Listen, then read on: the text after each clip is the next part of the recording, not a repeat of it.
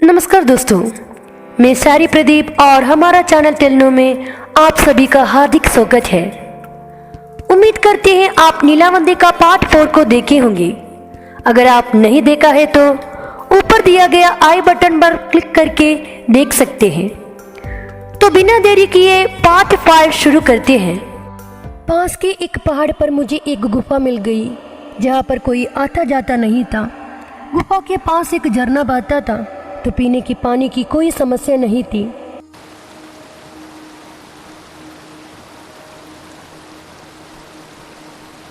वहां से थोड़ी ही दूर पर एक बस्ती थी जहां से मैं भिक्षा मांग कर लाता और दिन भर उन टोटकों को सिद्ध करने की कोशिश करता।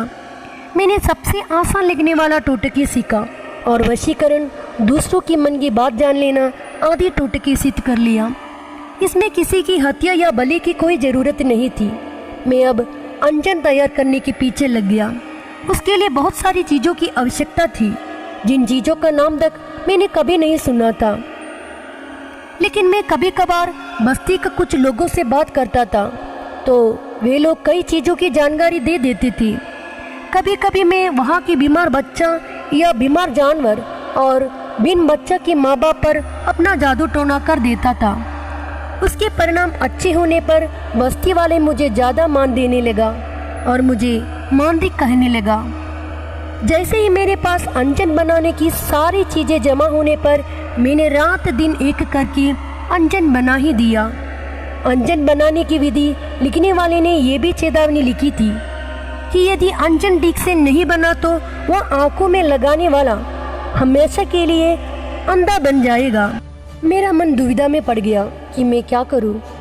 कैसे पता चलेगा कि मेरा बनाया हुआ अंजन सही बना हुआ है? वो तो आंखों में लगाने से ही पता चल सकता था। और भगवान का नाम लेकर वो अंजन में अपनी आंखों में लगाया। पहले मेरा आंखों में इतना तेज दर्द हुआ कि जैसे खौलता हुआ तेल मेरा आंखों में पड़ गया हो। मुझे लगा कि मेरी आंखें चली गई। मैं दर्द से चिल्लाया, गुफा की दीवारों पर अपने सर को पटकाया। कुछ देर बाद जब थोड़ा सा दर्द कम हुआ और धुंधला नज़र भी आने लगा, मुझे समझ में आ गया कि मेरे आंखों को कुछ भी नहीं हुआ था और अंजन भी सही बना था। अब समस्या ये थी कि अंजन का प्रथम प्रयोग कहाँ किया जाए। मैं 2 दिन के बाद उस बस्ती में गया। मुझे जोर से भूख लगी थी।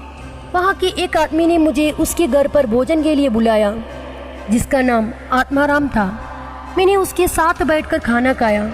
वो आदमी बहुत गरीब था। उसके घर बहुत साधारण था और सामान तो ना के बराबर था। उसने मुझसे कहा कि उसके दादाजी ने बहुत सारा धन एक मटका में बंद करके खेत में कहीं गाड़ दिया था। ये बात जब से जान लिया तब से वह खेत का एक एक हिस्सा कूदता रहता हूँ। कृषि करना बिल्कुल छोड़ दिया था वह। उसका बीवी किसी दूसरी की खेत में काम करने जाती है जिससे किसी तरफ उनका गुजारा चल जाता था। उसी धन के बारे में सोचकर वो इंसान सारा दिन पागलों की तरफ इधर उधर कूदते रहते थे। जैसे ही उस धन की बात सुनी तो मैंने अंजन की परीक्षा करने को सोचा। मैंने उसे कहा कि अगर मैं उसे उस धन की सही पता दूँ तो क्या मुझे वह उसमें से आधा धन देगा? तो उसने मेरी बात मान ली। उसी रात मैं उसे लेकर उसकी खेत में गया। मैंने अपनी आंखों में अंजन लगाया। अंजन लगाते ही जमीन कांच की जैसे साफ दिखने लगी। दोस्तों, आज के लिए बस इतना ही। इस स्टोरी की बाकी हिस्से को लेकर मैं आपसे बहुत जल्दी ही मिलेंगे। पैसा ही पैसा होगा। अरे दोस्तों, आप अभी तक इस चैनल को सब्सक्राइब नहीं किया तो जरा सब्सक्राइब करने का विचार करो ना। तो क्या सोच रहे हो? लगाइए लाइक बटन पर एक क्लिक। अब इसी तरह मेरी जैसे लोगों की सपोर्ट कीजिए। खुश रहिए, मस्त रहिए, जबरदस्त रहिए दोस्तों। Thank you.